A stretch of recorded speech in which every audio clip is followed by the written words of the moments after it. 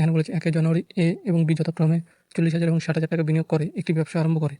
1 March এ আরও 20,000 টাকা বিনিয়োগ করে, কিন্তু 1 জুন 10,000 টাকা তুলে নেয় বি। তাহলে 31শে ডিসেম্বর তারা টোটাল 33,250 টাকা লাভ করে। তাহলে বি কত টাকা পাবে?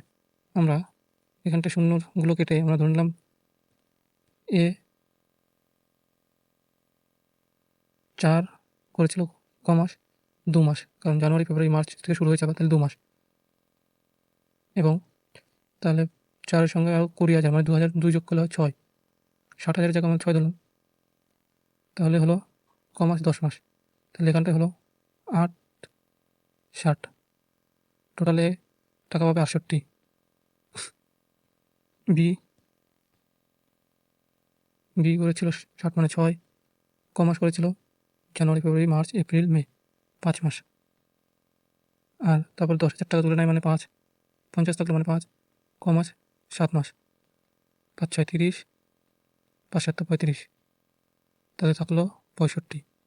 তাহলে তারা দুজনে টোটাল কাজ করে টোটাল কত টাকা পেয়েছিল?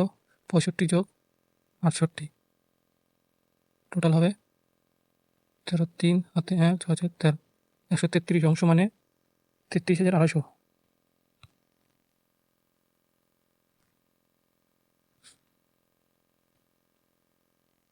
33,250 যদি 133 টাকা হয়, তাহলে কার উত্তর বলতে তুলেছে? বি। বি টোটাল কত পেয়েছিল? 65।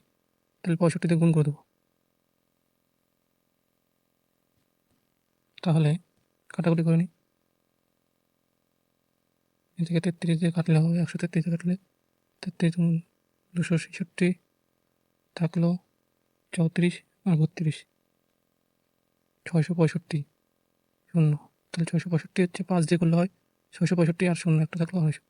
এর সঙ্গে গুণ 65, গুণ করলে হয় 0, 5 5 25, 5 6 30 আর 5 10, আর 5 10 আর 2 থাকলো 42, আর থাকলো 4, 6 2 12 আর 4 16, 16,250। উত্তর হলো 16,250। এখানটা আমরা 133 জায়গায় যদি 4টে শূন্য দিয়ে দিতাম, তাহলে আমাদের এখানটা তো 65, এখানটাও 4টে শূন্য হতো। এই জন্য 4টে শূন্যর সাথে 4টে শূন্য কাটা যেত, এই জন্য আমরা শর্টকাট করে নিলাম 133 আর 65, তাহলে যাতে সহজে অঙ্কটা করা যায়।